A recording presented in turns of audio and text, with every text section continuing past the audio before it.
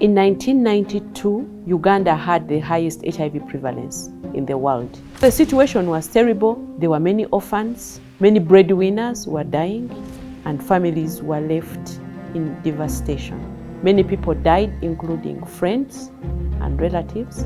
That was my motivation to do what I'm doing today, to make sure that there was a difference.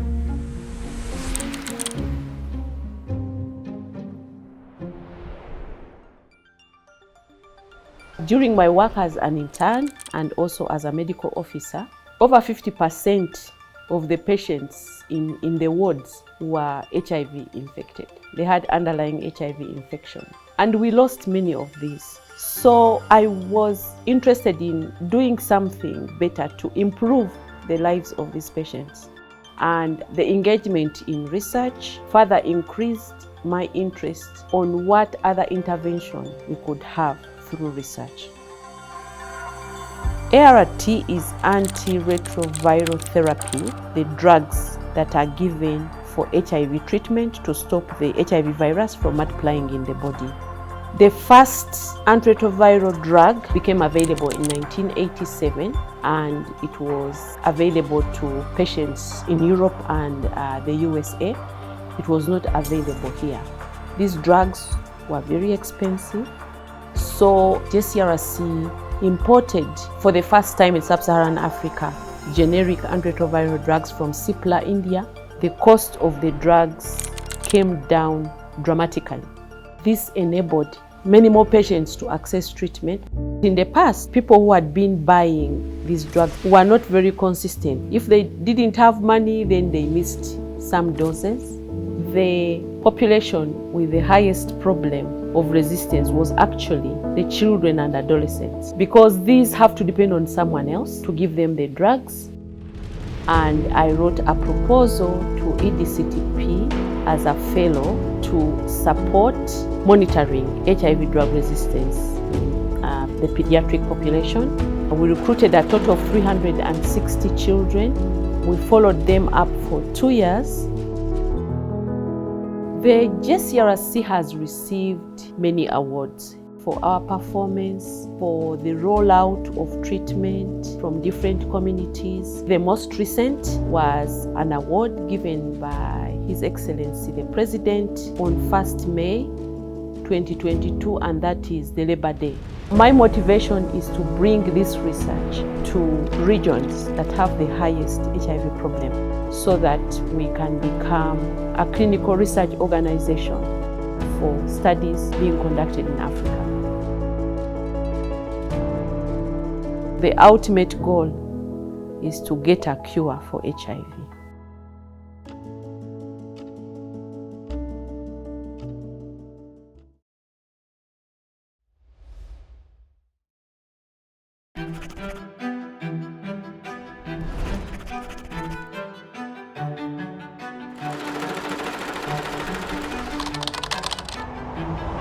The European and Developing Countries Clinical Trials Partnership was created as a response to the then Millennium Development Goals in the fight against the 3 major poverty-related diseases, and those were HIV/AIDS, tuberculosis, and malaria. The landscape of clinical trials in sub-Saharan Africa has changed significantly. As I speak, the program has a footprint in 44 African countries, and 38 of these countries are involved in clinical research in different diseases based on the disease epidemiology. This was not the case before. Secondly, now we have over 350 institutions in Africa that are collaborating with more than 250 institutions in Europe. There is cross-fertilization.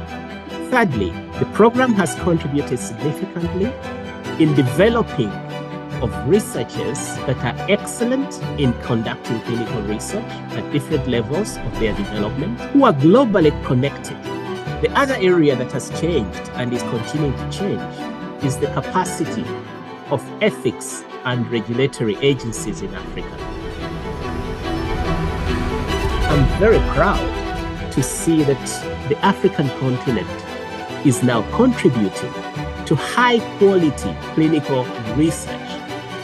What is very heartening to me is seeing the generation of African researchers that are growing over time. EDCTP has been very intentional in developing research capacity. If you are going to have sustainable development in the countries where the problem exists, you need to have local capacity involving the people that understand the problem best. There are many lessons that we've learned over the years, but the first lesson really is on the side of partnerships. The diseases that we are addressing, diseases of epidemic potential, know no borders. And most diseases know no borders. So we need to develop interventions with a joint effort.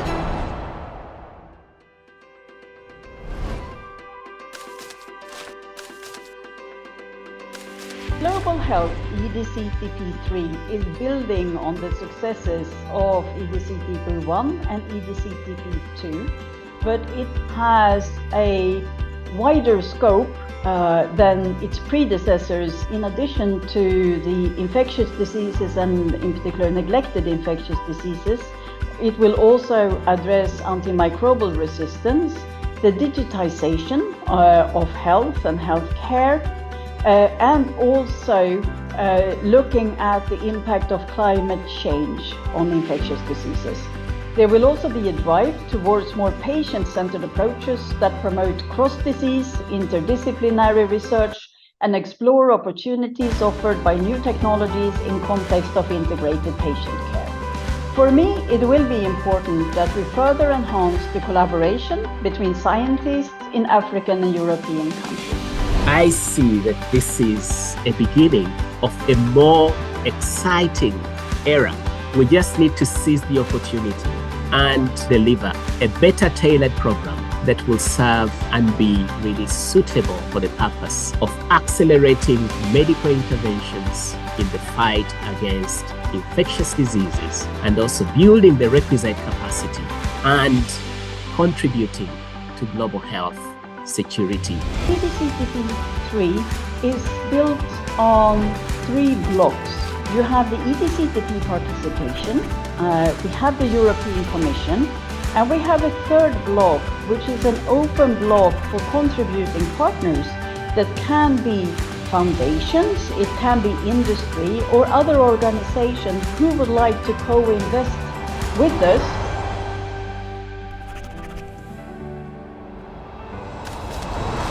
So EDCTP plays a key role in supporting clinical studies. For me, EDCTP represents the start of this adventure and also not only the start, also the story of building health research capacity in Brazzaville. When I think about EDCTP, I think of African leadership in the South.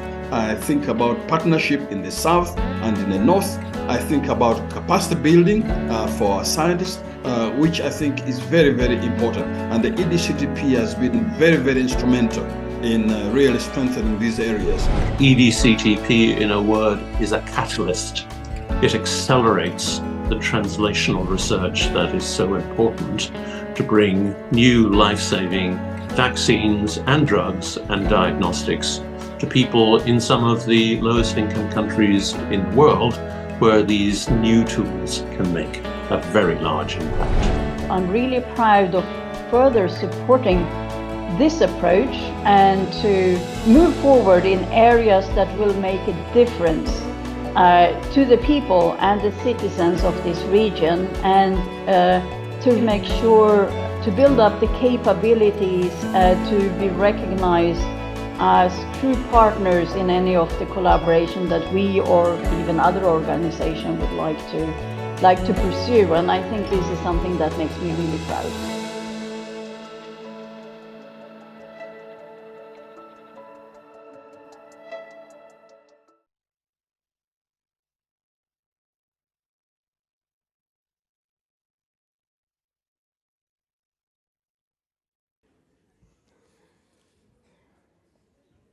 Welcome back, everyone. We would like to start. So, dear Excellencies, Honorable Ministers, distinguished guests, colleagues and friends, I will run the first session with my colleague, who will also introduce herself. My name is Tom Nyirenda. I'm the Strategic Partnerships and Capacity Development Manager and also head of the Africa Office of EDCTP, based in Cape Town at the South African Medical Research Council. Good afternoon, everyone. I'm Pauline Beattie. I'm the Operations Manager at EDCTP. I'm based in The Hague, the Netherlands. And Tom and I, we were the co-chairs of the organising committee for this forum, working alongside colleagues in France, the host country committee, the programme committee, and of course, many staff members who worked on the forum.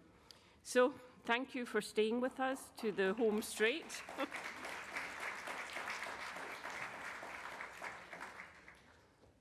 We're on the final stretch, and we have this session in 3 parts.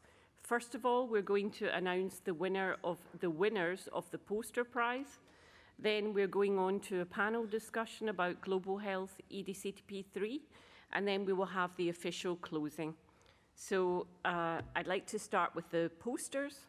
And we had many posters submitted and presented here and also online. And each day we had a review team looking at all the posters and have chosen a winner for each day. So first up is Joseph Foggio from Brain in Cameroon. And Joseph's poster was on Slash and Clear, an effective vector control mechanism for onchocerciasis in Cameroon. And I know Joseph is also an EDCTP fellow. Joseph, are you here?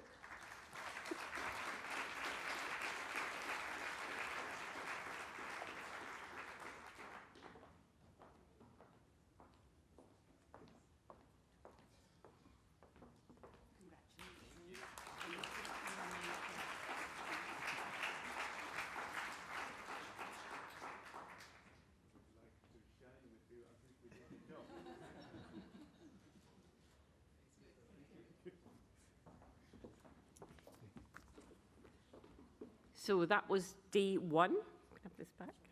On day 2, we have Talia Perumal from the UCT Lung Institute in South Africa, and this is the impact of molecular diagnostic tools for community-based active case finding. Talia, are you here?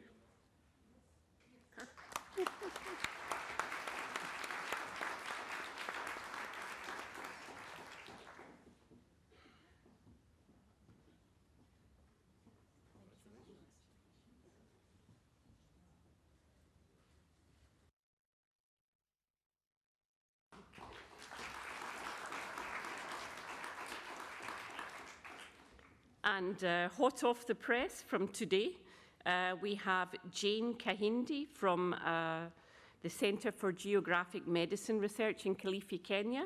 And this is on engaging youths on social and ethical issues around biobanking in Kenya. Use of consultation workshops.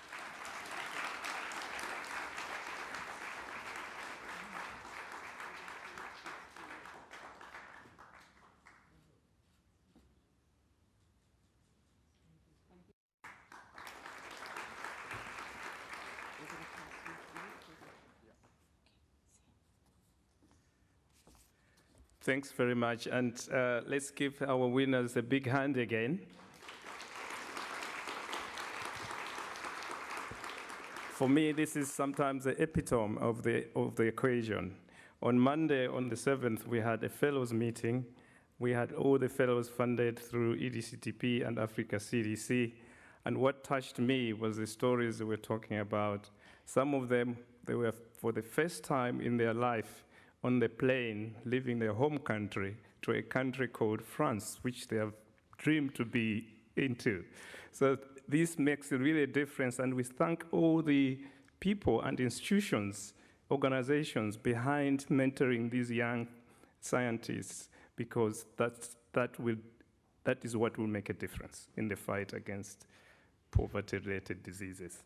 So now we would like to go into the next session, and the session is about EDCTP3, the Global Health Program, and it's about strategy and links with other global health initiatives. And this will be a panel session led by Dr. Michael Makanga. So, Dr. Michael Makanga, I would like to welcome you on stage.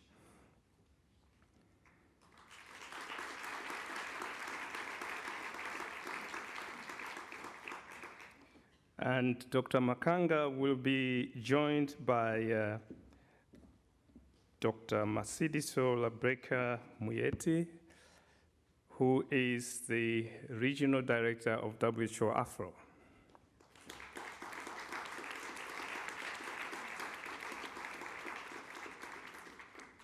And joining them will be Dr. John Japong, who is Adjunct Professor of Global Health, Georgetown University of USA, and the Chairman of the Scientific Committee of Global Health EDCTP3 program.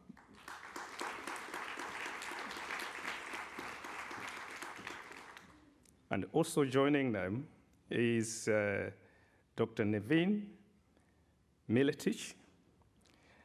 And Dr. Miletic is the policy head at EMEA, Global Regulatory Policy at Hoffmann La Roche, who is also a co-chair of the International Federation of Pharmaceutical Manufacturers Association.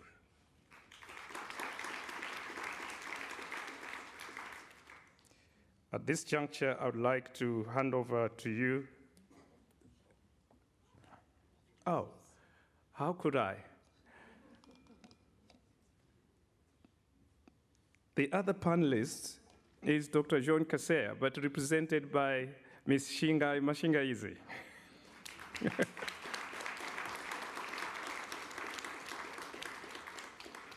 Please, Shingai, do not report me. So, Dr. Makanga, over to you for the moderation of the session. Thank you very much, Thomas. And Honorable Ministers, Your Excellencies, all distinguished friends and delegates here present and joining us online, this is a very special session for us to talk about the strategy of the Global Health EDCTP3. Oops.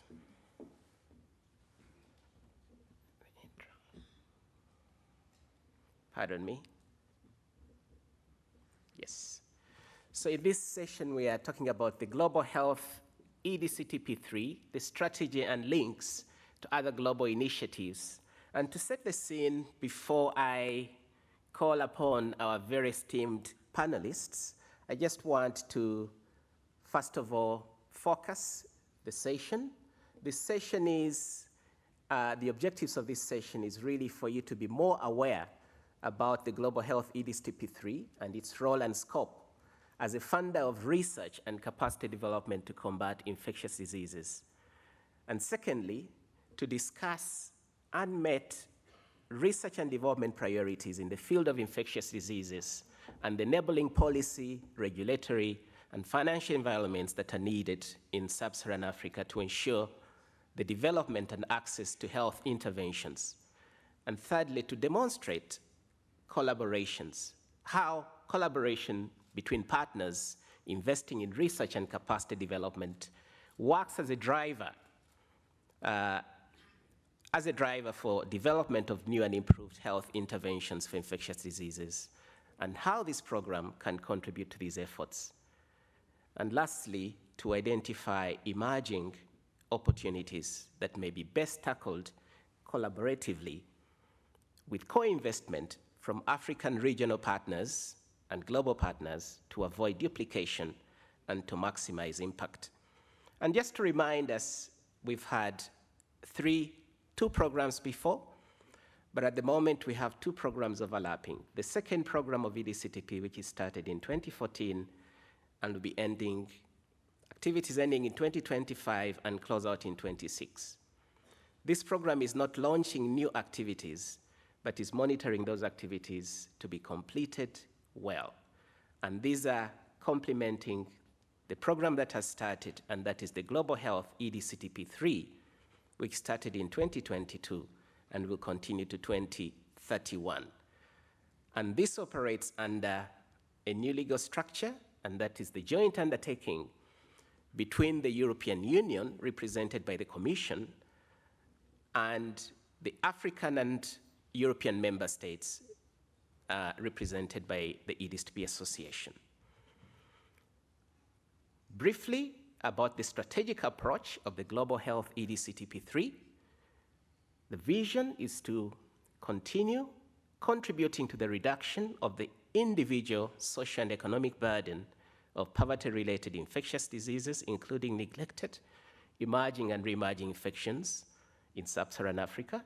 And the mission is to support global collaborative research, capacity development, and international initiatives to accelerate the development, evaluation, and implementation of interventions to prevent, identify, and treat infectious diseases and emerging and re-emerging infections in sub-Saharan Africa to reduce the overall mortality and morbidity. And the overall objective is to deliver solutions to reduce the burden of infectious diseases in sub-Saharan Africa and to strengthen research capacities to prepare and respond to re-emerging infectious diseases. And we have 5 program pillars: a centerpiece on advancing biomedical interventions towards improved and overall health. Another pillar is research capacity development. Third pillar is enhancing coordination and alignment of countries around a common scientific research and innovation agenda, and to strengthen capacity for outbreaks, epidemic, and pandemic preparedness. And the fifth is networking, building partnerships and strategic alliances. Very briefly about the governance, because this is important in the way the program operates. We have a joint undertaking representing the Union, which is represented by the Commission on one hand, and the member states represented by the Association. And each of these contributes 6 members that are part of the governing board, which is the overall decision-making body.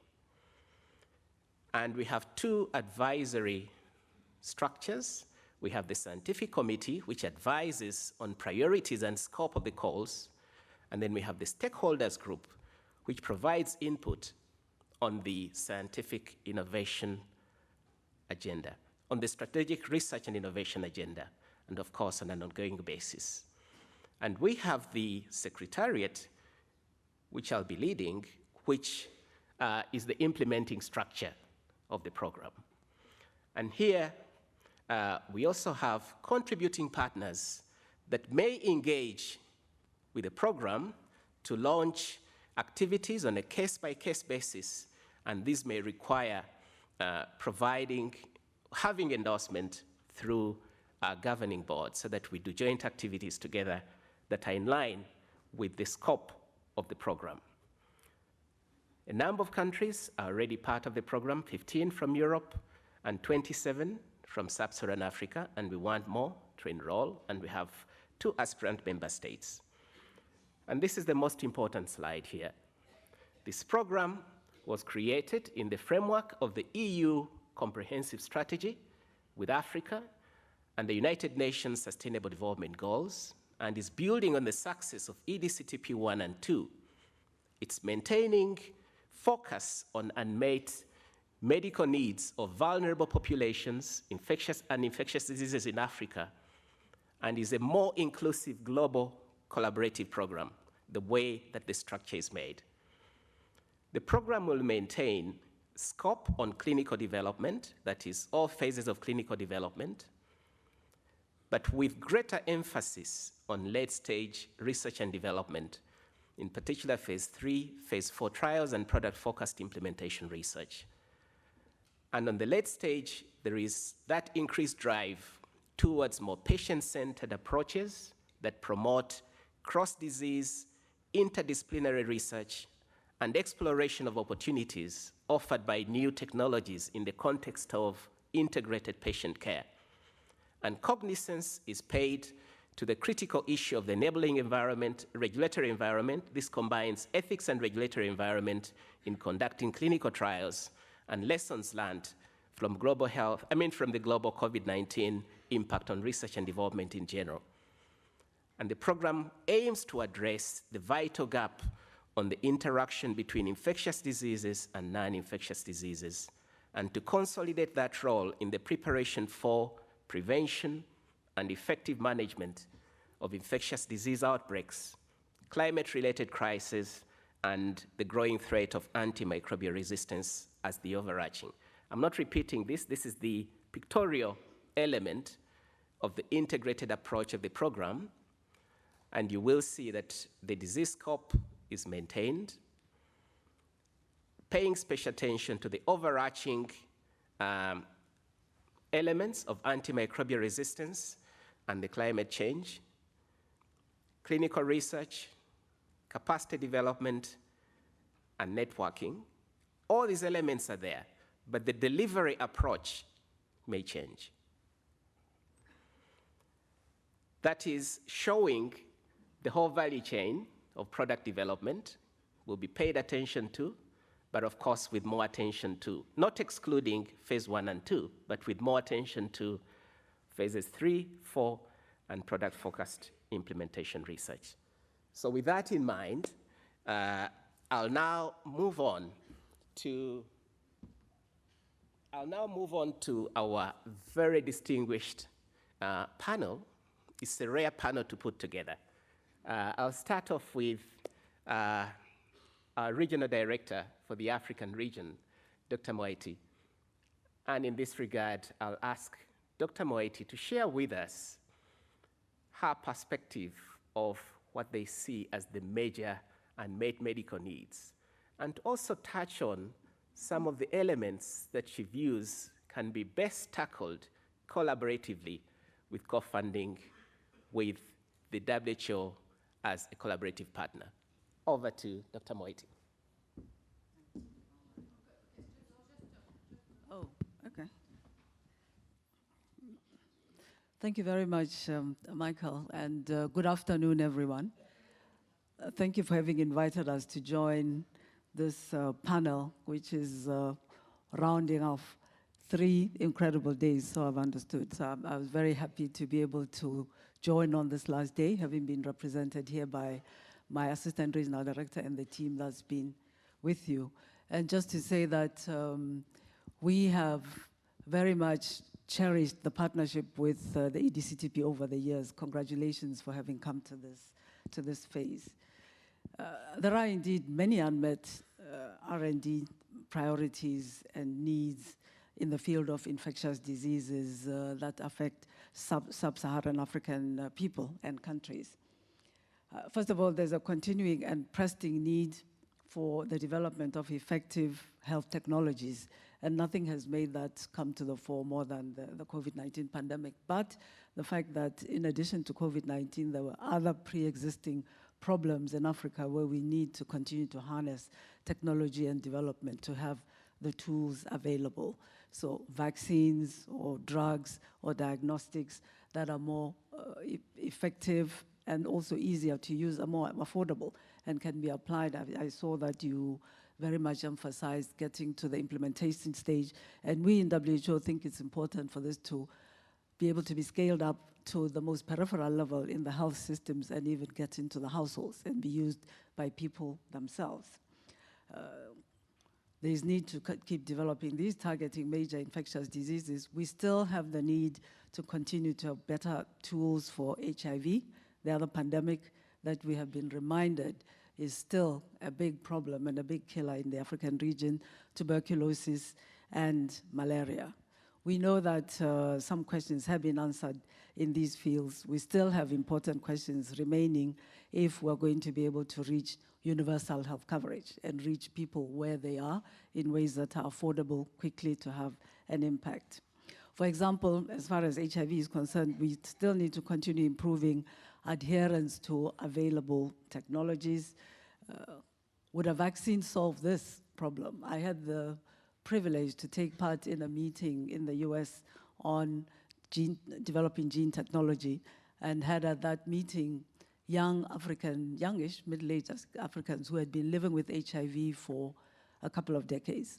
And they expressed to me the desperate wish that if you can find this gene technology, I'm tired of taking these pills every day, if you could free me to do other things. So the kind of technologies that will enable us to take the next step in terms of the solutions that have been available for these pre-existing problems, old problems. And we know that some advances have been made. Population groups like pregnant women and children who are not often included as we are looking for new tools should now be included so that we find the kind of tools that are available, easy to use, and appropriate for them so that they can access medical interventions as well. Neglected tropical diseases. I guess the name is not a coincidence, and emerging infections that continue to be very relevant for Africa. They also need tools to be developed for detection, to be easier, to improve surveillance, and to have better and more treatment options. Again, I'd like to emphasize community-based participation in the process of discovering these tools, conducting implementation research, and the behavioral science research that should be conducted in order to know how to target and how to work with communities themselves to have the best impact, and how to get people to take up preventive interventions. The development of diagnostics, as I said, such as point of care diagnostics that can be used at home to scale up access, and finding non-invasive diagnostics for common infections, for example, environmental sampling techniques where relevant also could be explored. So I think there is a great deal that is available for further engagement in research, both on the scientific side, and I'd like to emphasize as well on the intervention side, so that we understand the behaviors that are needed in order to leverage these technologies that science is producing. Thank you very much.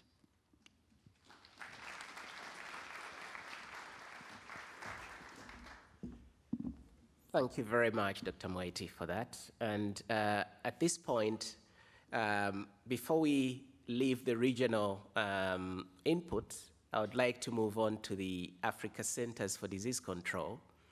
And we are privileged to have the acting chief scientist, Shingai.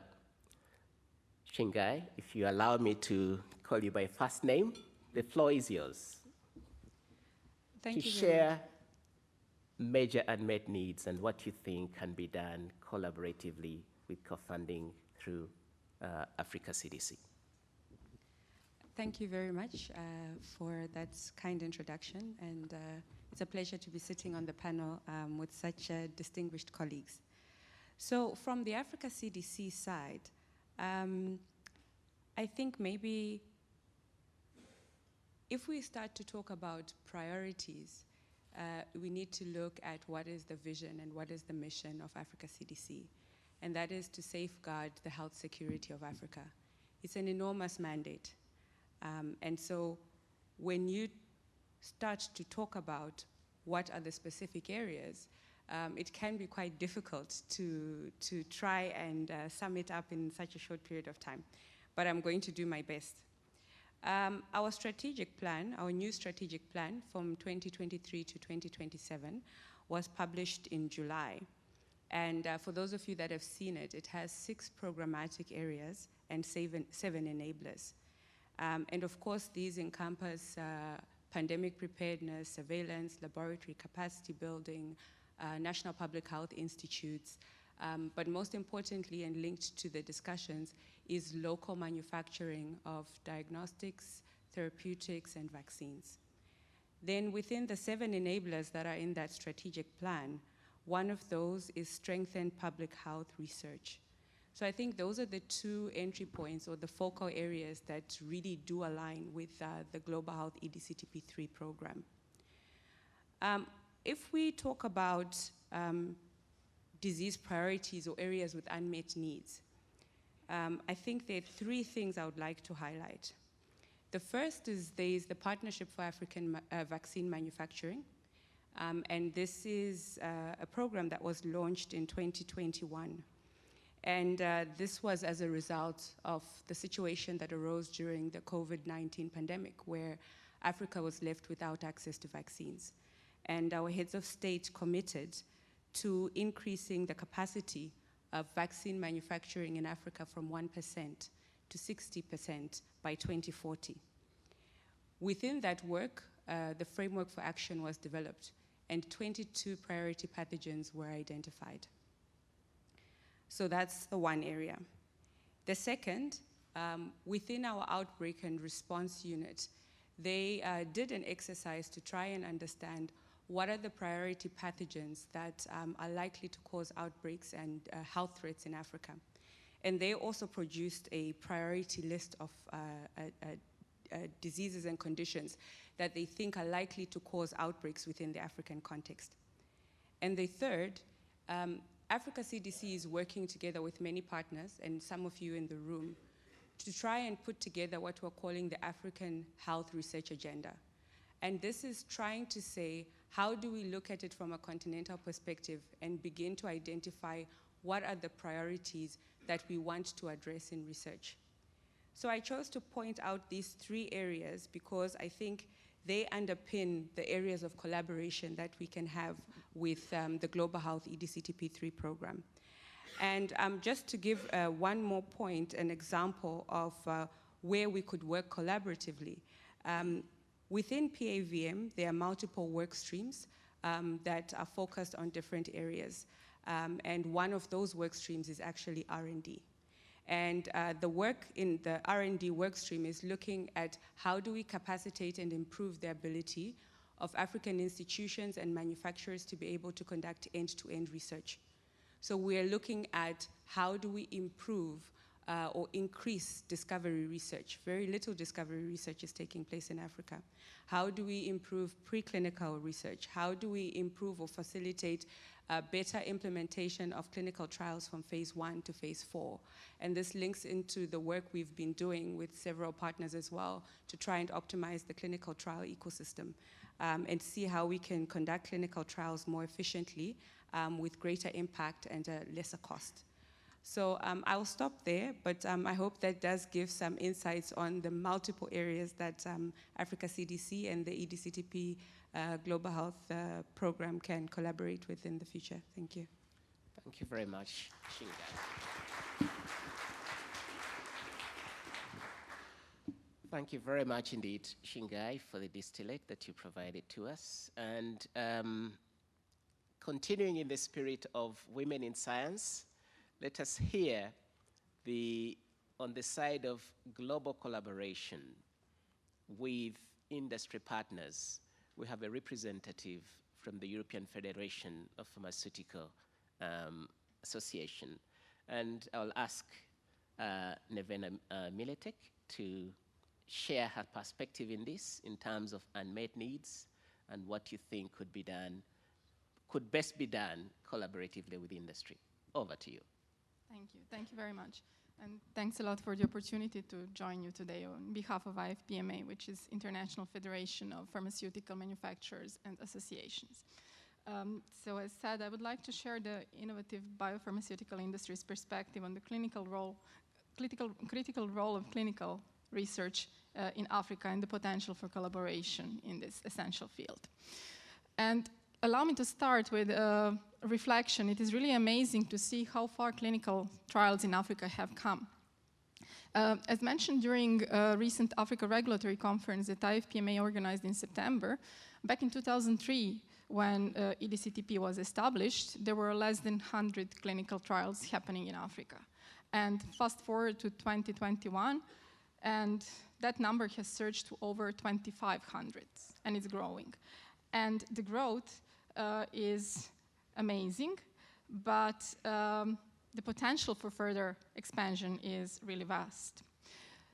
Biopharmaceutical industry actively contributes to the evolving clinical research ecosystem globally. And when conducting clinical trials, ensuring patient safety and data integrity are our key priorities. So I want to stress that IFPMA member companies conduct high-quality, science-driven studies to develop innovative medicines and vaccines for unmet patient needs. And these studies are conducted consistently according to international ethical and regulatory standards, such as Declaration of Helsinki and ICH standards, and also in compliance with local regulations and ethical requirements. And we are committed to the development of adequate global standards that support innovation, and are also working with local policymakers to ensure their alignment with global standards as part of the capacity building and the sustainable ecosystem. This also applies to Africa, and we're committed to supporting appropriate regulatory frameworks based on international standards are also implemented across Africa. And this is also relevant for the innovation in clinical research. Emergence of new technologies, including artificial intelligence that allows better understanding of diseases and treatment mechanisms, is enabling innovative medicines and vaccines development approaches, from innovative trial designs, such as adaptive trials, to the use of innovative digital technologies in every aspect of the research. So these innovative approaches also offer a potential to make research more efficient and more cost-effective, and to be able to reach more patients that need them, such as with telemedicine and remote monitoring. And it is important that those are also set on the scientifically justified grounds and with appropriate regulatory frameworks implemented in the local guidance. Only by implementing these international standards can Africa also enable and promote its competitiveness and ensure access to clinical trials to its patients. As part of our commitment towards global health, IFPMA has been a partner of the African Medicines Regulatory Harmonization Initiative since its inception, which was over a decade ago. And through our Africa Regulatory Network and Africa Engagement Committee, and also through our 4 African associations, we are working closely with continental and global stakeholders such as AMATA to support the establishment of African Medicines Agency. And we see clinical research as a vital component of our overall regulatory system strengthening supporting activities. We're also working with AMRH Partnership Platform, with regional economic communities, also with WHO, stringent authorities, and all other stakeholders to ensure global standards implementation in the regional and local regulatory and ethical frameworks. Building a sustainable clinical research ecosystem requires also open and transparent collaboration among all stakeholders. And it involves long-term investments in developing the capacity of trained clinical researchers, and that's something which we observe during these days that EDCTP is strongly supporting. But it also includes improvements in healthcare infrastructure and implementing quality assurance mechanisms using effective data collection tools, which I was also happy to hear about in some of the sessions before. So the pharmaceutical industry plays a vital role in this ecosystem by designing, initiating, and running global trials according to the highest regulatory and ethical standards. And we've been working also closely with academics and with national regulatory authorities, with patient communities and funders to support and strengthen the capacity for clinical research, also in a so-called resource-limited setting. In Africa, we are collaborating with partners to enhance clinical trials capacity in ethics and regulatory oversight.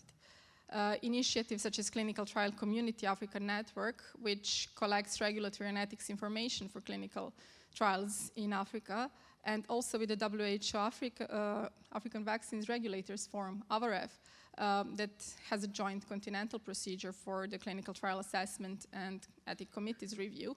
And those are the initiatives that are making strides in the right direction. We have also shared industry reflections in the past, like the one on the SIAM's report on the clinical research in resource-limited setting, which also includes a number of examples of public-private partnership that IFPMA member companies established to ensure clinical research in high-priority disease areas across Africa. And those described partnerships cover various treatment options, from infectious diseases to non-communicable diseases, but some common learnings are observed across the board that contributed to the successes of those examples and PPPs. One is strong regulatory and ethical principles and frameworks that really set the foundation to conduct those partnerships. Then also sustainably resourced infrastructure with competent and trained personnel is very important. Also intervention strategies such as screening and diagnostics, as well as education and also appropriate advocacy on those. Early and adequate community engagements are something that we've seen really contribute to the success. And finally, transparent information exchange with all the stakeholders. So allow me to conclude that eventually patients depend in a way on the pharmaceutical industry to continue delivering innovation and building partnership to expand the reach on that innovation. Because groundbreaking advances are really meaningful only when they reach patients that need them. So I want to conclude with the call that IFPMA is always open for the future collaboration with other stakeholders to ensure also the conducive environment for clinical research is implemented across Africa. Thank you very much.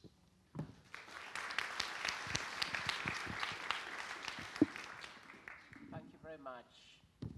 Thank you very much, Navina, for the international industry perspective on this. And at this point, we want to receive input from John. Professor John Jepong is the chair of the scientific committee of the Global Health EDCTP3.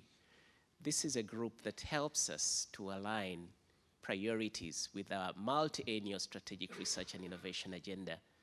And he's specifically coming last so that he keeps us in line.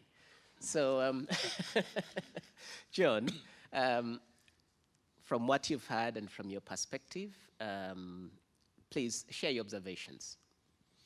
Yeah, thanks very much. And again, thanks for the opportunity to be on this panel as well. I want to follow the existing protocols and acknowledge all the important people here. So your excellencies, honorables. But listening to Dr. Moeti, I beginning to think that probably the budget for EDCTP3 shouldn't be 1.6 billion, but probably 200 billion. Because a lot of issues are coming up in terms of the knowledge gap, which many people have raised. And the knowledge gap, when you go into the disease-specific areas, there are many areas that we still need information on in terms of development of new technologies, new tools and interventions. And so that is one aspect, the products, the vaccines that Africa CDC talked about, developing the vaccines within our environment, and all this costs a lot of money. Another phrase that I've heard in this meeting is the research ecosystem. It's a phrase that I've heard over and over again, building capacity in regulatory science, building capacity in financial management for the centers that are conducting all these trials. Because let's not take it for granted. I mean, if you are working within sub-Saharan Africa and you are not very used to managing big sums of money within your system, sometimes you can throw things out of gear and cause a bit of problem. So the capacity to manage these finances, all these come into the whole issue of the research ecosystem. And more importantly, when you look at all the things that are coming up, if you were to go back and look at Michael's last slide, then the scientific committee gets rather challenged in terms of prioritizing what should be on the agenda for the 1.6 billion that is available instead of the shopping list of probably 200 billion. And in that light, it calls for a lot of collaboration and synergies of our efforts. So what can we do together with the WHO African region to ensure that we share costs and in the work that we're doing? What can we do with Africa CDC and with all the drug manufacturers in pharma and all the other stakeholders in product development? How do we work together as EDCTP3? Clearly, the whole issue of working together is very, very critical, and we need to find a way of doing so. Can we have some co-financing mechanisms? Are there some pieces of work that we may want to do with pharma? If the agenda is agreed upon through all the processes that we go through, is it possible that we can get some of our partners to fund the work that we want to do? Because obviously the 1.6 billion is not enough. I would want to pause there for now. Basically, my message is that the shopping list is tall, but we have to keep to a certain framework within a certain budget. And the process of prioritization is not very easy, but it has to be done. From EDCTP, now we call it EDCTP1. When it was set up, it was not called EDCTP1. But because now there's been EDCTP2 and EDCTP3, we have to call that EDCTP1. Clearly, the need is still there. The need is big. The gap is enormous, in spite of the progress that we have made from all the studies that have been done and taken up into policy within the WHO system, from HIV/AIDS to malaria to TB. Our treatments have improved. But as we've always heard, there is still an unmet need. There is a gap that needs to be filled. And we really, really need to find a way of prioritizing. And my committee has to prioritize within the 1.6 billion. So if you don't find your pet subjects there, don't get upset. Michael. Thank you very much, John. And I'm coming back to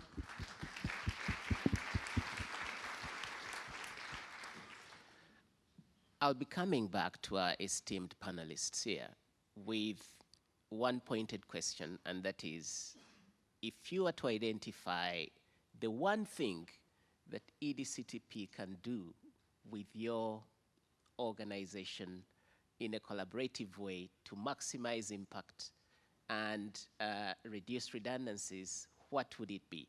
That is coming. At this point, I want to open up to the audience online and in the room, and I'll give an opportunity to 2 ladies, or 2 women and 2 men.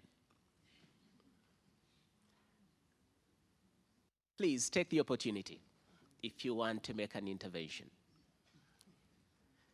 Yes. Here, one of the ladies.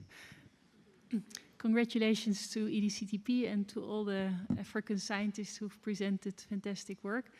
And kind of building on your last comment on, even though it's much more money in EDCTP3, priorities need to be made. I have a question on this joining horizon and coming more with a perspective from seeing what's going on in TB research. So TB, the UN high-level meeting, this pandemic is raging, and we've seen fantastic science now. My concern would be if EU says, we fund large vaccine trials, no money needs to go to EDCTP3 because TB we can tick the box already. So it's a question, are these communicating barrels? And are we worse off with EDCTP3 within Horizon than when it was independent?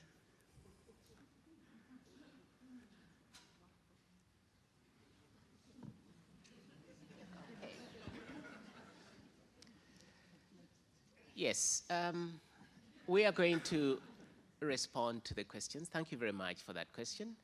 Let's have the next question, please. Thank you. Misaki Waengera is my name.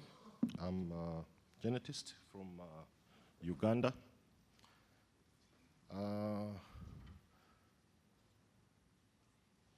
It's interesting to listen to the panel and suddenly hear Dr. Moeti advance the need for building capacity for gene therapy, particularly towards HIV cure. It's also interesting that in the same meeting, it's, I think, Professor George Che who's presenting about the HCRIS efforts in Ghana, building capacity for gene therapy. I think that we probably have the potential to make a difference in terms of HIV is a problem for Africa, and 75% of the cases for HIV are happening in Africa. The economic cost of having to maintain people on HIV drugs is quite enormous, and I think we have the ability to move a series of things. I just thought maybe I need to talk about the work that my group has been doing for the last now coming to 20 years towards an HIV cure. Of course, initially built on bacterial restriction enzyme, but subsequently moved to artificial restriction enzymes, zinc fingers and CRISPR. Kindly keep it brief. Validated in cells, just demanding a little bit push in animal studies, and we probably have trials happening. And I think we have low-hanging fruits that we can potentially explore. Thank you. Thank you very much for that. We've had 2 questions. I'll open up. The floor is still open for 2 more questions before we have responses. Yes, please. The quota for men is over. Thank you. My name is George Che. I'm from the University of Ghana. I really applaud the EDCTP for the clinical research and the clinical trials. And as Prof. Japon is talking about priorities, I just want to put in the word that we shouldn't forget basic science, because if you talk about vaccine production, manufacturing, somebody needs to discover that protein or make that mRNA. And if that disease is not a person's priority, they are not going to do that research to find that protein that you're going to test as a clinical trial. So we need to, I think, do all the spectrum from the lab all the way to the clinic, because whatever you can test in clinic, somebody had to have discovered it in the lab. And if we don't do that for our neglected tropical diseases, it's not going to happen. You all saw what happened in COVID. Because it affected everybody in the world, within months we had a vaccine. And then malaria, it has taken us 50 years to get one.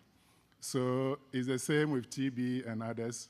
If we strengthen the basic science research, I believe that we'll be able, now in Africa, we have the capacity to do the science and to discover, the molecules and the things that will be needed for testing in the clinic. Thank you. Thank you very much for that question. And we have the last question for any woman in the room. Female scientists? Any other gender? Okay. Online? No. Okay, at this point, okay. We'll have that as the last one. Yeah.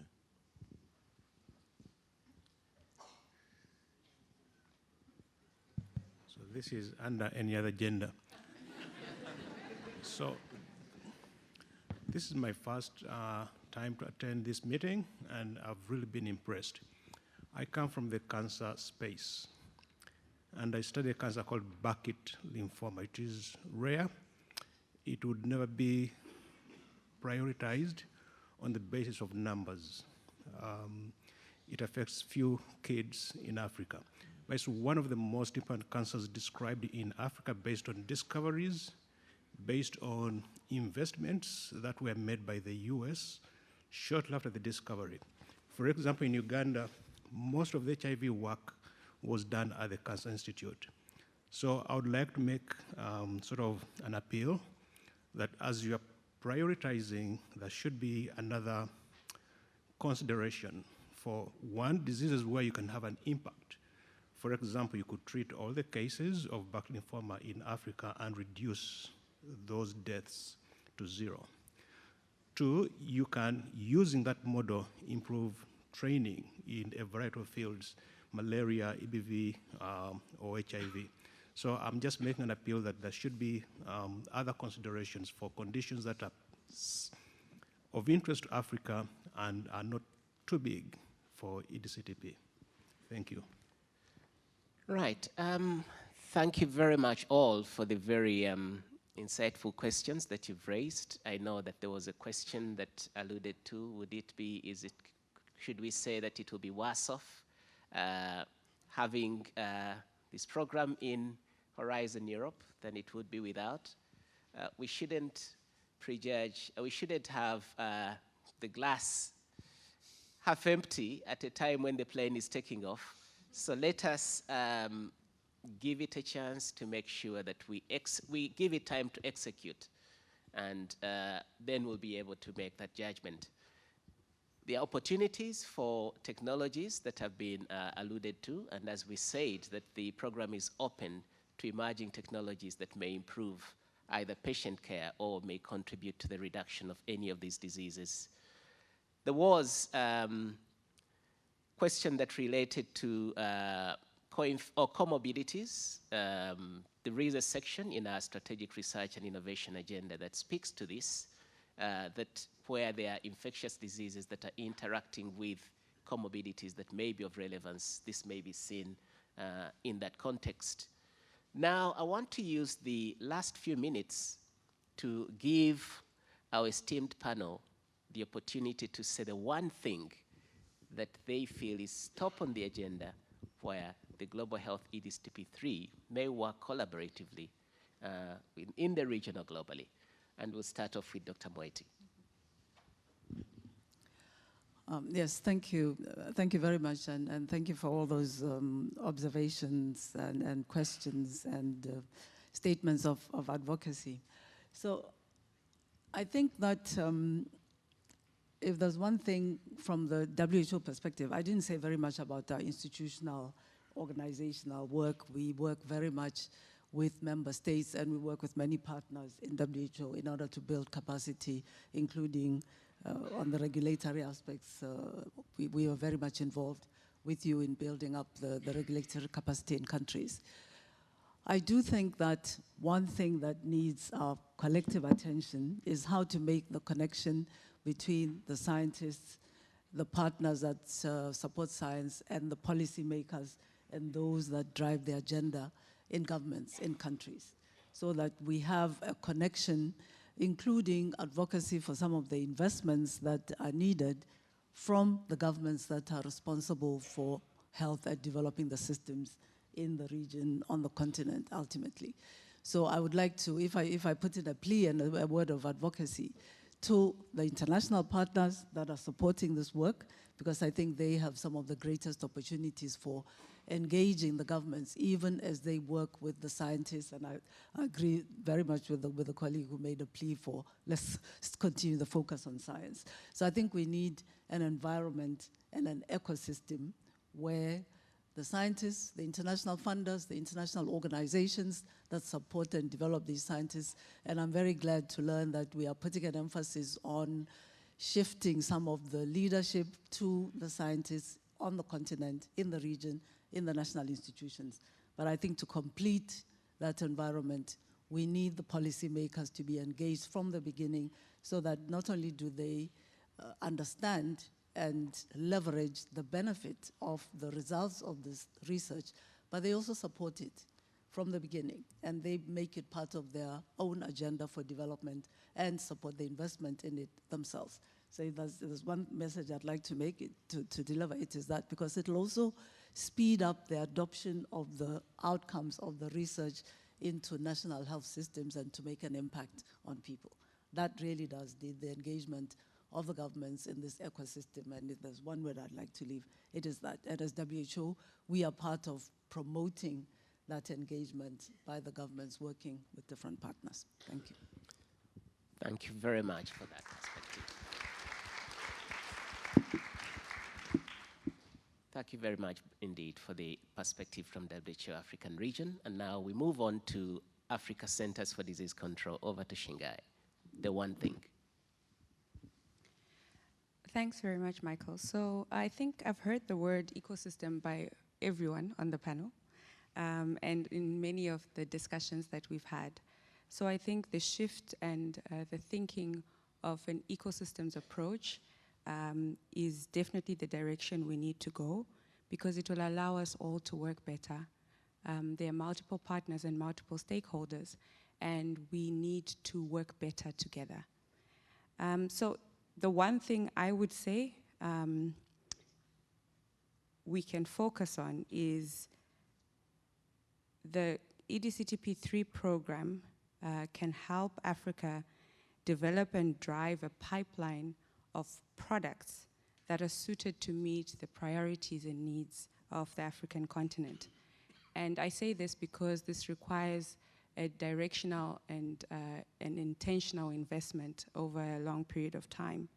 So I believe that this is one area that we can definitely partner together and help to drive the science that our colleagues spoke about, that not only is looking at the upstream activities, but really starting from the basic science, from the discovery, from the preclinical research, and really building the capacity all the way through the ecosystem to be able to produce the products, manufacture them, have our member states purchase them. So I think that would be the one point I would put forward. Thank you.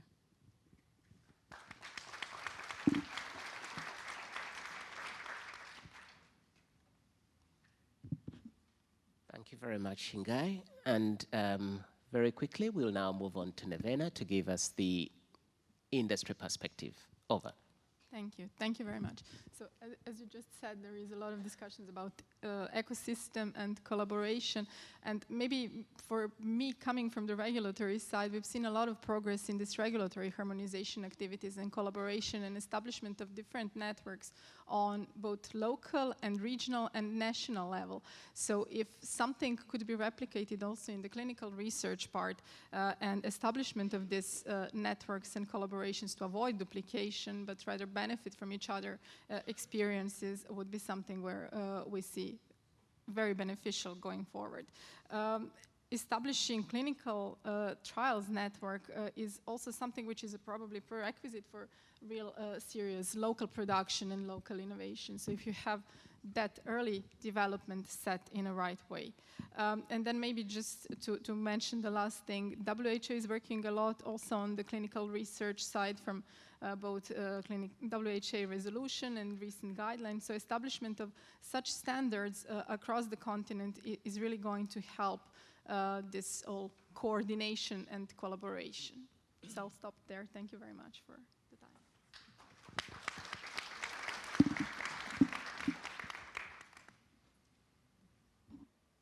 Yes, Yes, and last and not least, we give the opportunity to John to give the scientific committee last feedback on this. Over to John. Yeah, thank you so much, Michael. And I think it's very clear that we need a holistic approach to solving our health challenges. So all the contributions that came from the floor are very important. And you could see clearly how everybody passionately talked about their area of work. And Dr. Moeti referred to it as advocacy. But at the end of the day, we need to fit into a certain model. EDCTP is a program which has a certain model. It has certain priority areas. And we need to fit into that priority area. Having said that, the question is, how do we create innovative synergies to be able to address some of the issues that we feel so passionate about that, for obvious reasons, EDCTP cannot address, so that we can have a holistic approach to this whole issue.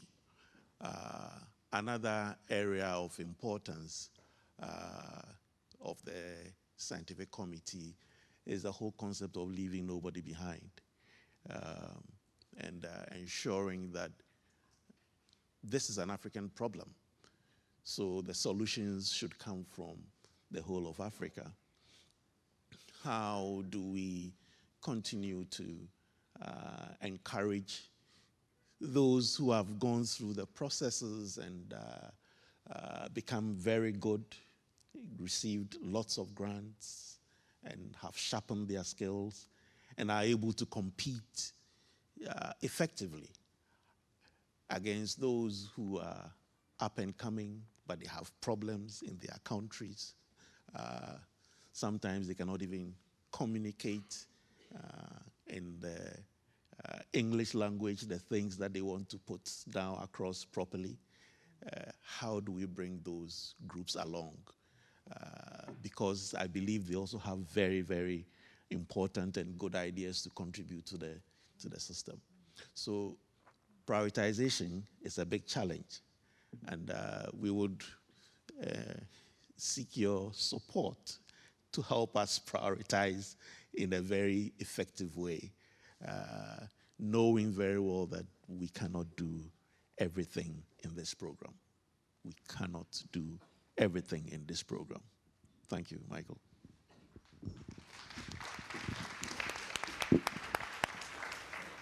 Thank you very much, John. And I want to take this opportunity to sincerely thank all our esteemed panelists for this session. Join me to thank.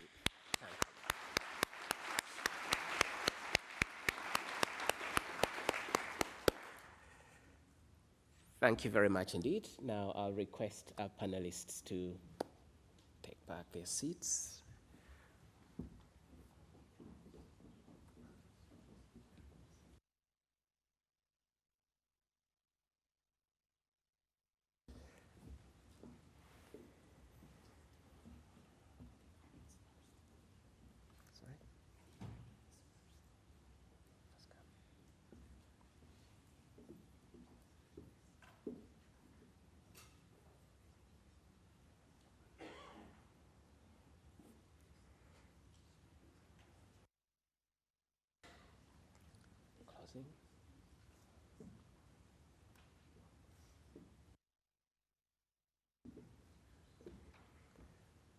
We are going straight to the closing, isn't it? We will the participants to sit here before we present when we start. Okay. Yeah. Okay. Should I remain seated? Yeah, you can remain seated. Okay. Thank you. Thanks, Michael.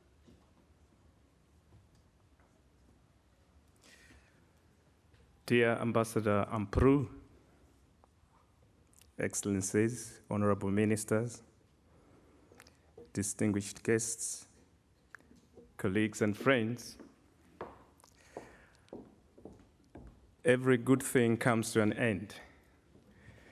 So we are at that hour where we are in the closing of a very good event that started months ago in preparations in our minds, which has culminated into what we have seen today as a solidified collaboration between Europe and Africa, including other people from other continents. So I will call upon the following to join Ambassador Mpru and our Executive Director, Michael Makanga. By the way, Ambassador Mpru is the French ambassador for global health, so we should give a hand for her to join us.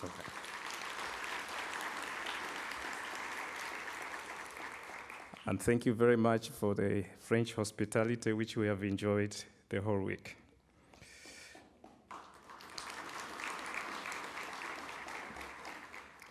So I would like to call upon the Honorable Minister from Nigeria, Dr. Tunji Olausa.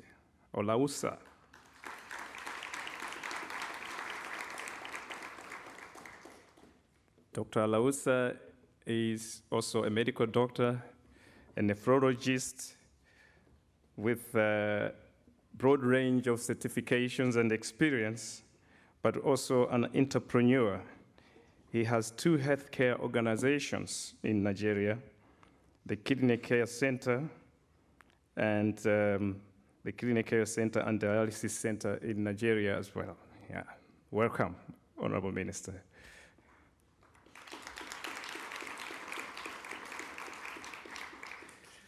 And I would like to call upon again our Regional Director for WHO, Dr. Moeti, to join the panel, please.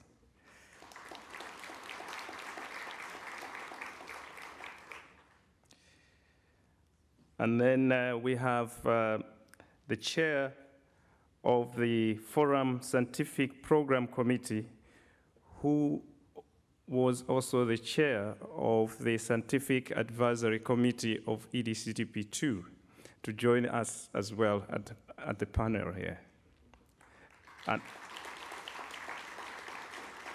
And that's Professor Helene Grauer.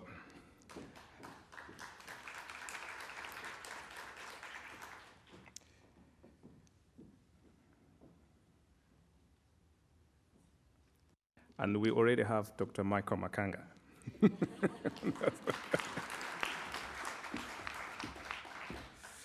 So they will go one after the other to give us the closing speeches. Dr. Michael, the floor is yours. Thank you very much.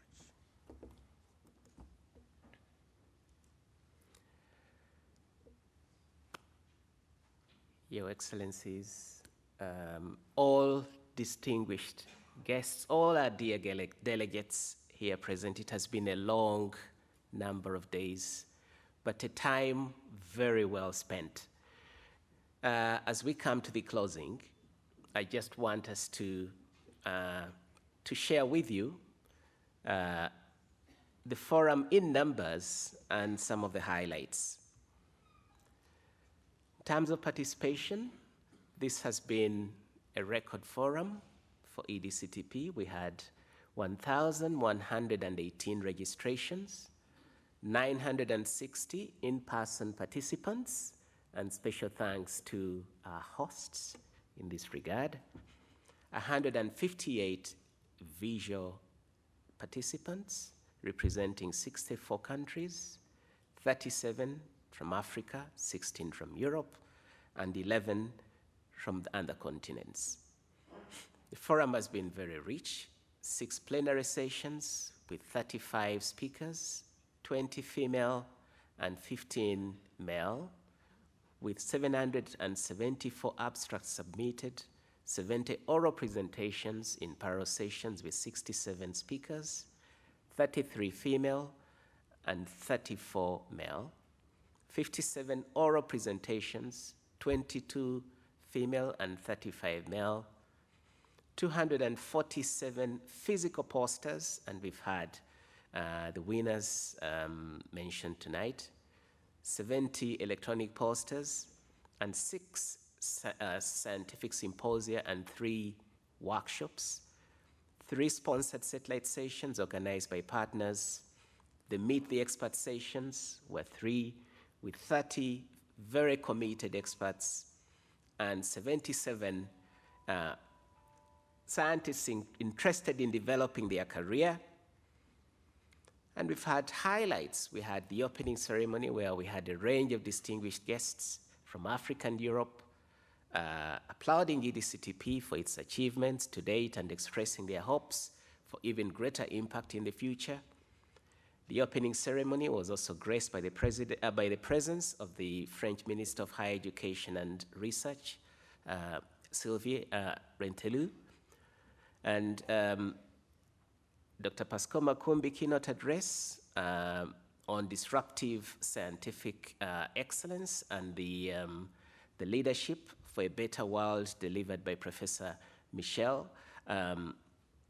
The keynote address on the 20th anniversary of EDCTP, summarizing not just the trends in funding, but also, most importantly, what the funding has achieved in terms of impact.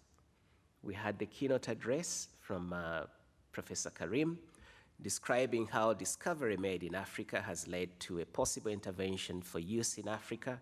And in his keynote address, also Professor Abdoulaye Jimdi, outlining his philosophy on the best ways to strengthen institutional research capacity. And we had a very dynamic debate today that Professor Kate Hankins chaired, with very dynamic panelists. And we've had a number of very interesting sessions that we cannot list all. And we also had the opportunity to remember our dear colleague, Ana Lucia Cardoso-Weinberg, featured. She was one of us, a staff member who passed away, and we featured a keynote address, and Dr. Claudia Hansen was able to deliver this on maternal health care and prevention of severe complications of pregnancy and in early life. And we also had the opportunity to have a number of prizes. The Dr. Pascal Makumbi Prize, which was won by Professor Peter Kremsner, working both in Germany and in Gabon. The Outstanding Female Scientist Prize, which was won by Professor Naidu from South Africa. And the EDCTP Scientific Leadership Prize, which Professor Piri won from Malawi.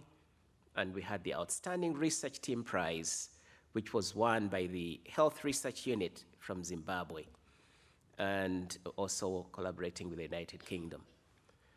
And I want to take this opportunity to very sincerely thank our local hosts here in France and our sponsors for your great support. This meeting would not have happened without very willing and very hospitable hosts, and also sponsors that have made this happen.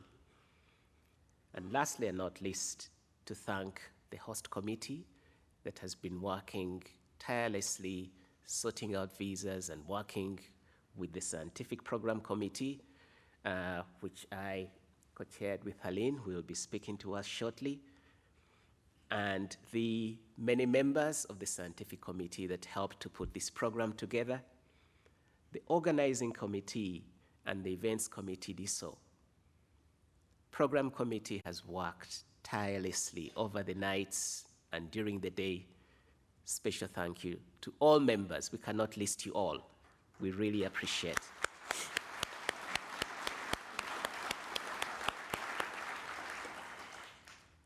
And to the members of the Secretariat. And here we are referring to the Secretariat in The Hague, in Cape Town, and in Brussels. Thank you very much for working collaboratively to make this happen. I know that it has taken a lot of working hours, so thank you very much for this.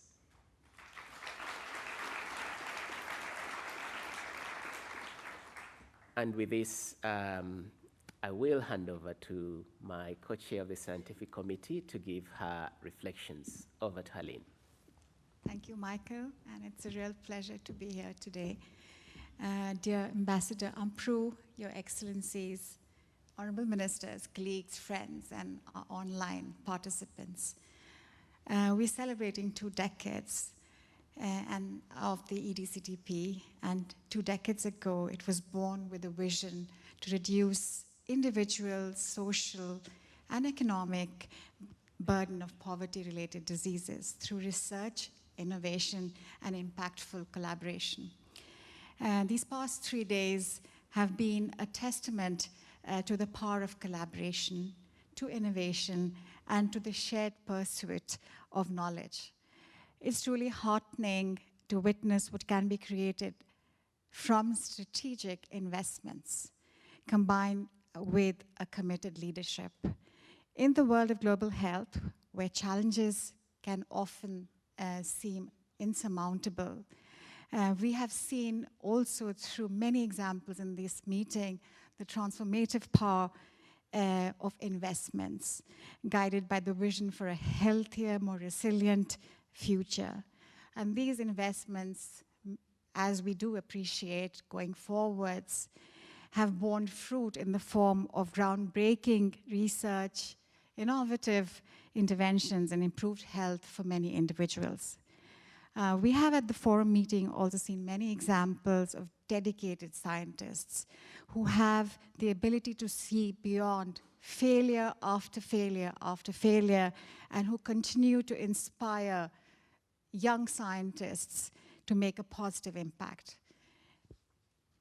But first, as a member of the Forum Scientific Program Committee, I'd like to express my deepest gratitude to Dr. Michael Makenga for leading us, for my colleagues on the Scientific Advisory Committee for EDCTP2, for the previous chair of the SAC, Professor Catherine Hankins, and for all the other members of the organizing committee for their meticulous planning and tireless efforts for shaping this meeting and creating it into a platform of meaningful exchange.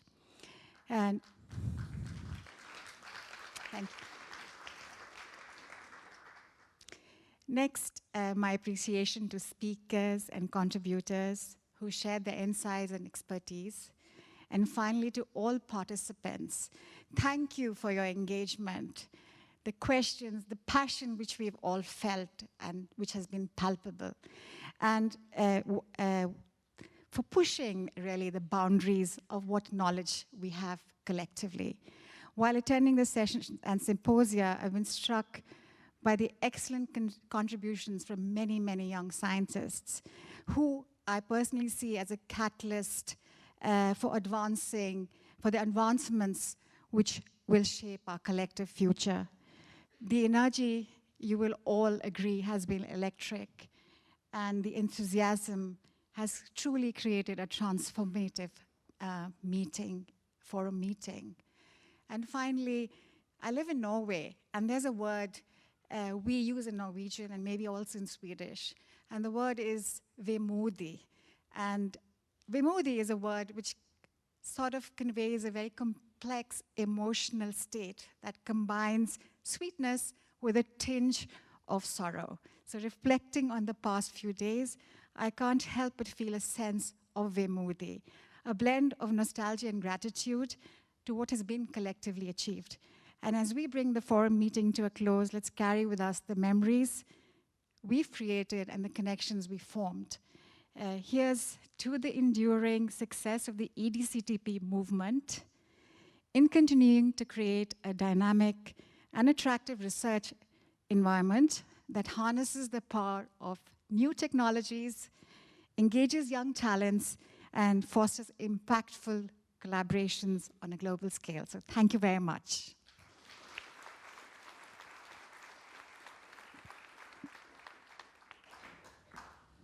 Thanks very much, Professor Haline.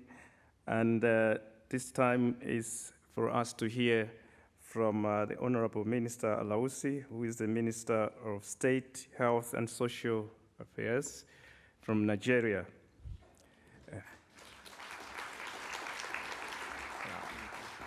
Thank you very much.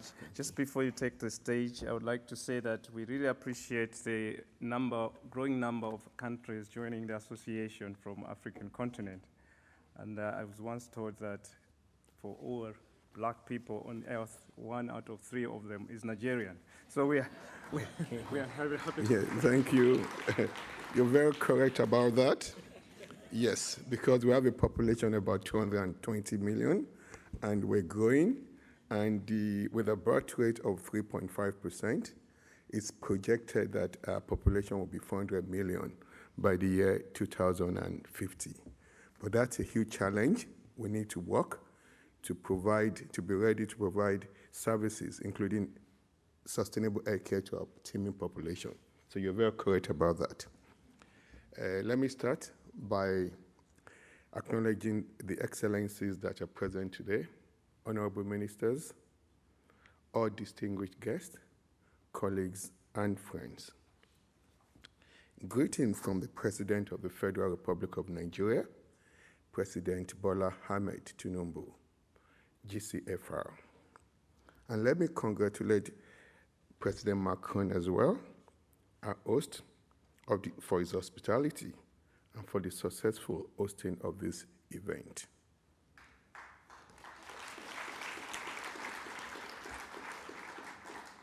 I am highly delighted to be invited to give a closing remark at this 11th Forum of the European and Developing Countries Clinical Trial Partnership, which corresponds to the 20th anniversary of this establishment of this very public-public partnership between institutions mandated by their national government and sub-Saharan Africa.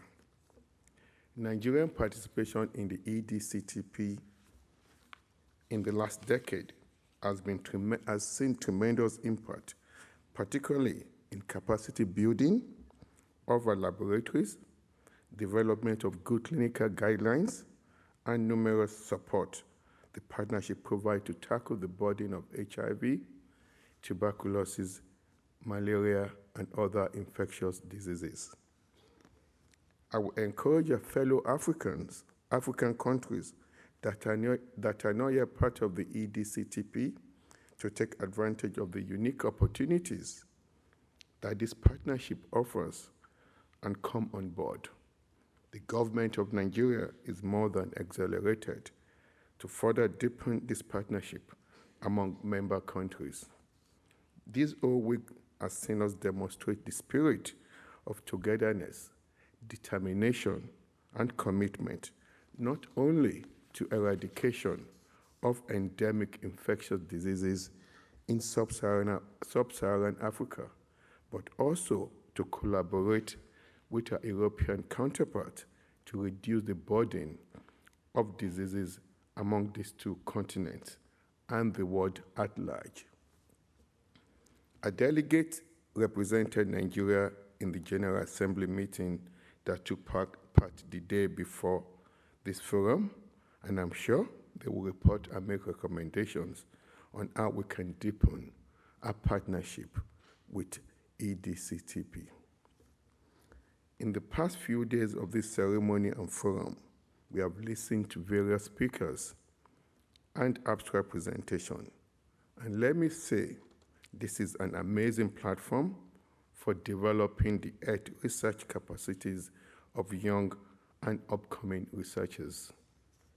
Knowledge translation, clinical guidelines development, clinical trials, and other interventional studies is one area that I would like to commend the leadership of EDCTP, Dr. Michael Makanga, who is the Executive Director. Thank you for the amazing job you and your team are doing.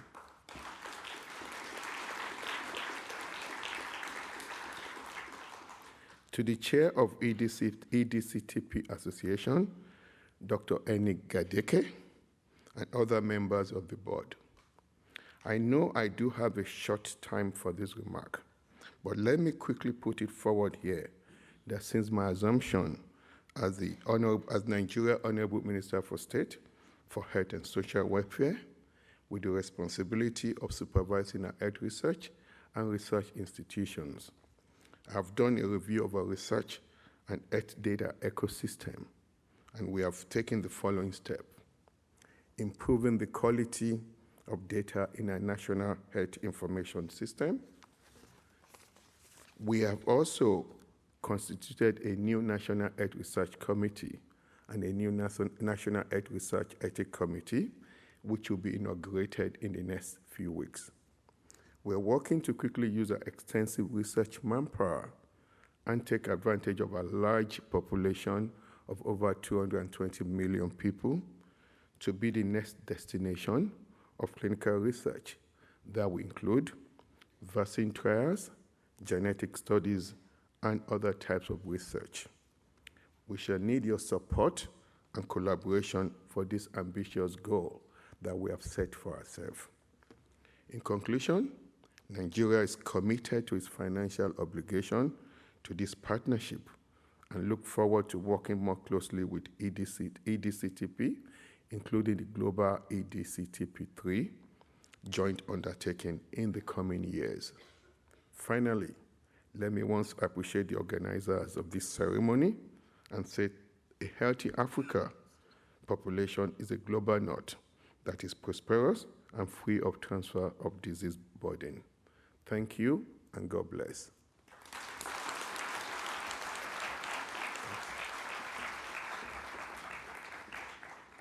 Thank you, Honorable Minister, for your words of encouragement and commitment, and your call for more African states to join us. Thank you for that. And I would like to call upon the Regional Director, Dr. Moeti, for her final words in the closing.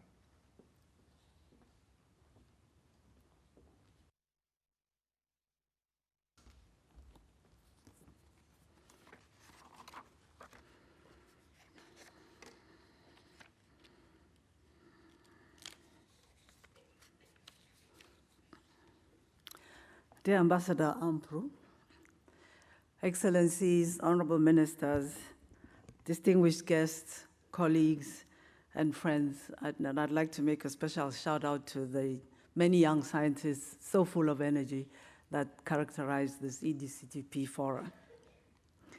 It's a real privilege to be present at this historic conference when we celebrate 20 years of the EDCTP. In WHO, our collaboration with EDCTP started in 2014 at the beginning of EDCTP2.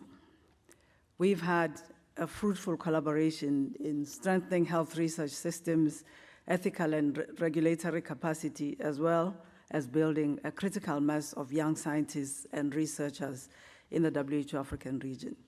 And by the way, Michael, congratulations for this exceptionally large meeting and for the gender equity of the participants and the speakers.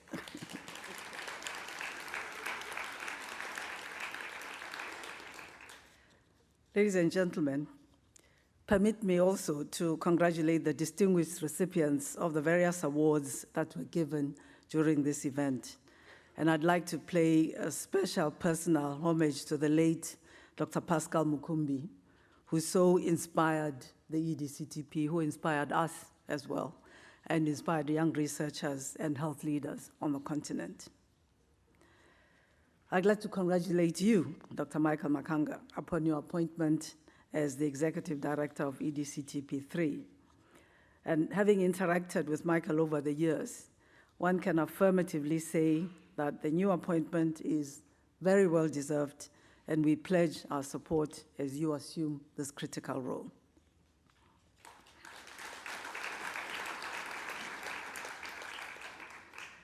EDCTP really has proved itself a unique partnership, which has seen Africa grow its human capacities for research and innovation with noticeable impact on global health and public health in Africa.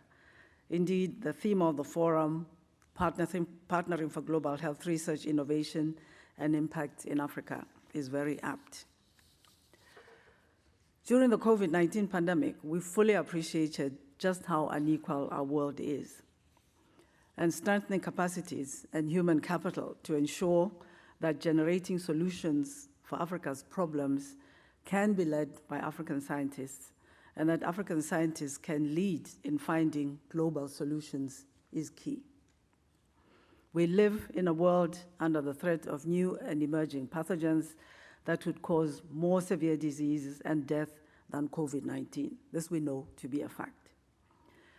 This reality sits side by side with unresolved questions on how to better tackle and finally resolve, as I said earlier, diseases that have been with us for a while: HIV, tuberculosis, malaria, neglected tropical diseases.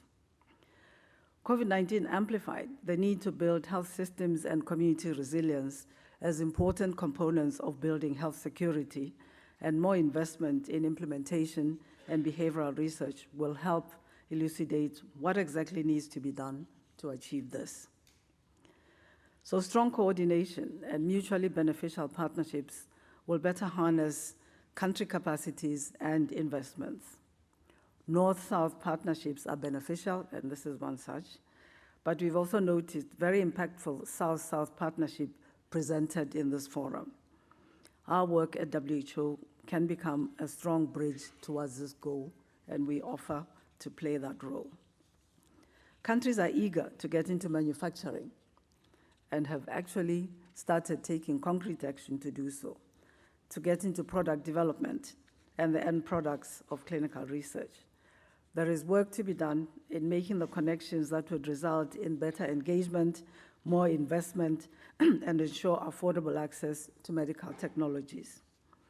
We are living in a digital age, ladies and gentlemen, and I was very excited that that had been the theme of your activities at the UNGA, Michael. Let's see how we can better harness digital solutions and applications of artificial intelligence, which could, for instance, shorten the time required to deliver new diagnostics, therapeutics, and vaccines. Ladies and gentlemen, the main takeaway message this afternoon is that we should build on the remarkable successes and lessons learned from EDCTP2, and in EDCTP3, be even more ambitious, more innovative, and solve some of the world's most elusive scientific questions, but also directly address inequalities. I'd like to assure you that WHO in the African region will be even more engaged in EDCTP3. We'll continue to play a facilitatory role so that together we improve the health of the people on the continent and build health security as well. Again, I'd like to congratulate and thank all the partners, the friends, the researchers, and you, Dr. Michael, and your team for the very hard work that's been done. And distinguished participants of this forum, I thank you for your participation and for your attention. Thank you all very much.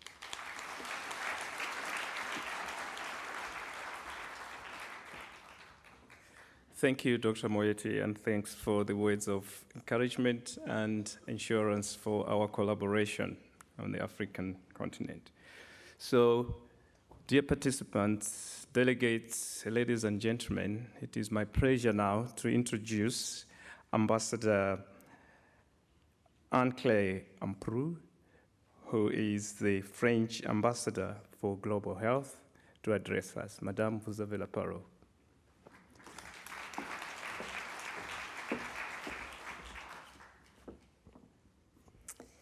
Monsieur le Ministre. Honorable Ministers, Regional Director of the WHO for the African region, ladies and gentlemen, directors, dear Yasten, ladies and gentlemen, members of the European Commission and partner countries, researchers and scientists, dear colleagues, it's a real honor for me to close this four-day forum. I was not present for the 4 days, so I will not pretend to know everything that has been said, but as a founding partner and third contributor to the funding of the EDCTP Partnership Program, I can tell you that France is delighted to have hosted the 11th edition of the EDCTP Forum for the first time in Paris, thanks to the support of the French Ministry of Higher Education and Research and of the ANRS, Infectious and Emergent Diseases. The event was held under the patronage of the French president, which is not always the case, so we are particularly proud of that. It was even more important, this event, that it marked the 20th anniversary of the creation of the EDCTP. These 4 days of discussions were marked by an impressive diversity of topics and speakers, and congratulations again for the parity, the gender parity that was almost observed, and I feel that we've come a long way, and I hope that in the future we won't need to congratulate people for achieving gender equality, but well done really. And these 4 days of discussions again was an essential initiative for scientific collaboration between our two continents. There are 435 projects supported under the framework of EDCTP3, and this initiative has already advanced research into poverty-related infectious diseases, particularly in the sub-Saharan African region. As you know, the fight against infectious disease has always been a priority for France in terms of scientific research and global health. Our commitment to this fight is illustrated by the strong presence of French academic and scientific players in the countries most affected by these infections, in partnership, of course, with local authorities and institutions. There are two networks that are particularly important in the context of this partnership. The first one is the ANRS, Infectious and Emergent Diseases, which has 4 historic partner sites in Africa, in Burkina Faso, Cameroon, Côte d'Ivoire, and Senegal. And this network has made indisputed contribution to the fight against HIV, tuberculosis, and viral hepatitis. With the support of the French government, the agency, ANRS, recently expanded its network and scope of action with the creation of 3 international research platforms in global health in Guinea, in the Democratic Republic of Congo, and also in the Côte d'Ivoire, strengthening the existing partnership. And dear Yasten, we were there in Côte d'Ivoire in January to launch this new platform. The second network that is important here is the Pasteur Network, that is present in 7 sub-Saharan African countries, where it often plays a central role in diagnosis and research about infectious diseases, in the training of young researchers as well, and in population health. In some cases, such as Dakar, Institut Pasteur also contribute to strengthening African sovereignty in vaccine and pharmaceutical production. France's action also takes the form of significant, long-standing investments, both multilaterally and bilaterally, in research, prevention, screening and treatment programs. And thank you for mentioning it earlier. It's very important to us. Thank you for acknowledging it. Through its ongoing and substantial financial contributions to several organizations, such as the Global Fund, such as UNITAID, Gavi, France supports the worldwide deployment of prevention, diagnosis and treatment tools for the 3 big pandemics at more affordable cost, also that is the aim, and in a more equitable and targeted way. Last but not least, France is behind a number of regional or national programs to strengthen the scientific capacity of laboratories, notably in sub-Saharan African countries. Going back to the 4 days that have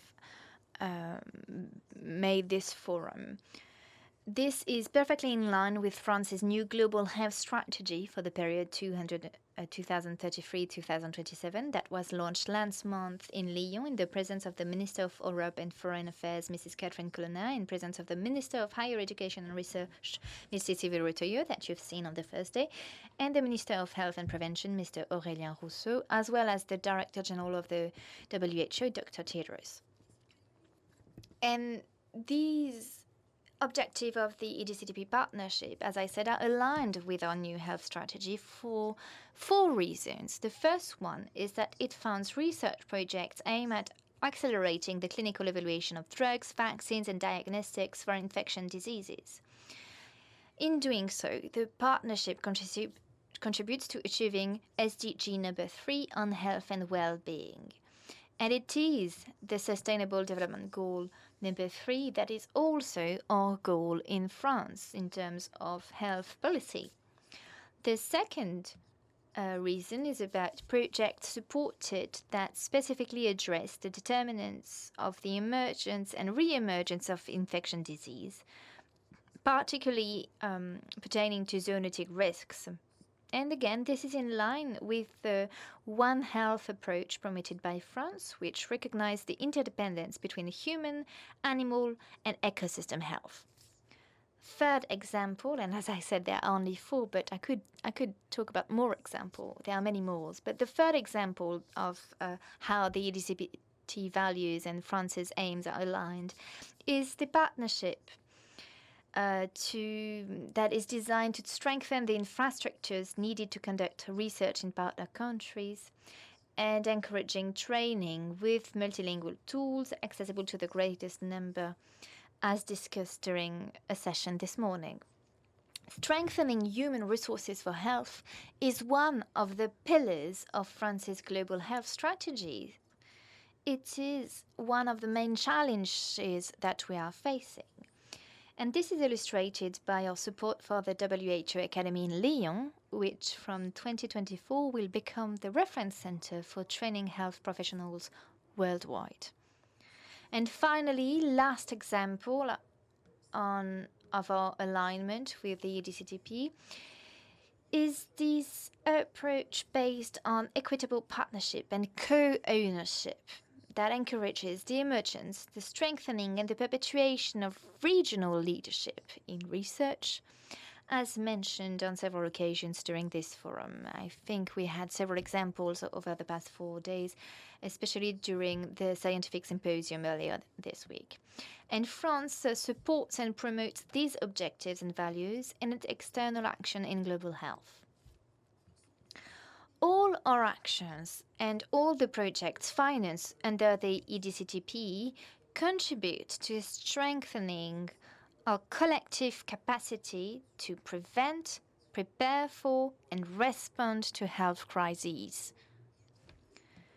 To be able to carry out clinical trials in partnership and rapidly, particularly in the fight against infectious diseases, is a real challenge and a real stake for international health security.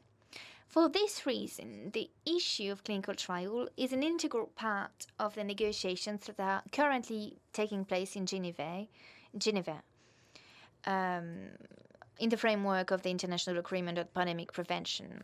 And we are trying to reach an agreement on pandemic prevention, preparedness, and response.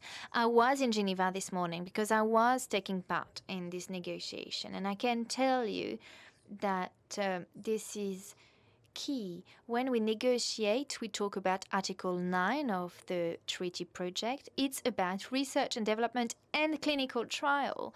And we are absolutely aware of the fact that clinical trials are paramount to finding solutions to global health crises. To conclude, the EDCTP is a forerunner on these issues and should show us the way forward in part. So congratulations for your work and thank you very much for everything you do.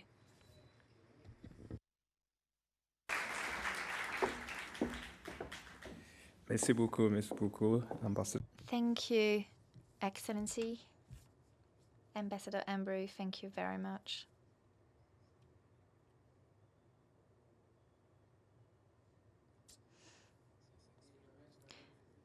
Alignment, encouragement, and thanks very much for mentioning the support, and we thank the support of France in the EDCTP, which has been enormous from the beginning. And all the champions are here sitting in front of us. Some are retiring, but we want them to come back so that they can continue to help us. And you mentioned the Institute Pasteur network, which is also very important to us, and we need to find a way how we can put it central into the EDCTP network. Thank you, Ambassador. So, ladies and gentlemen, I would like now to give the floor to Michael to give us the final words before we all know it's closed. Thank you.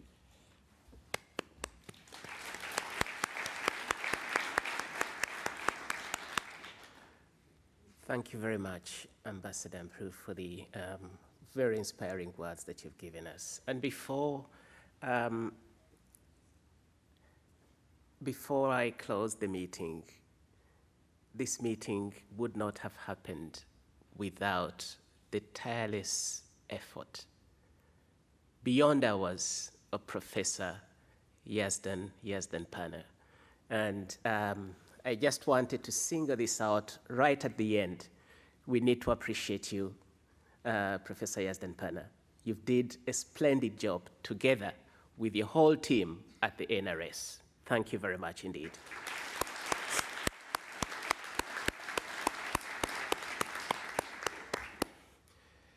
And we want to thank you all,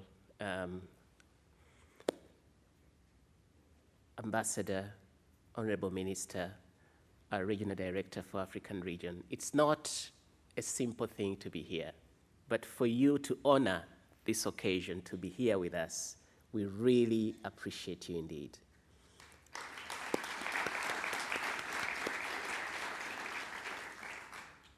And my co-chair, Professor Lynn Gregor, you've done a splendid job. And she always does her work with humility and calmness, and I think this has come through. We really appreciate you. Thank you very much indeed.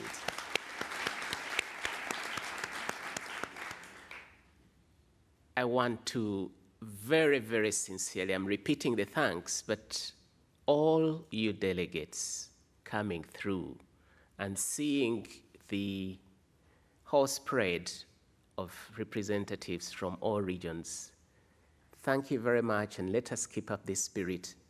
And with this, I want us to live, really living the spirit of the celebrations of the 20th anniversary and carrying forward that doubled energy as we go into the next 10 years of implementation of the third program. I know we've covered a little bit, but we are going to do more with more focus and with the support of all of you.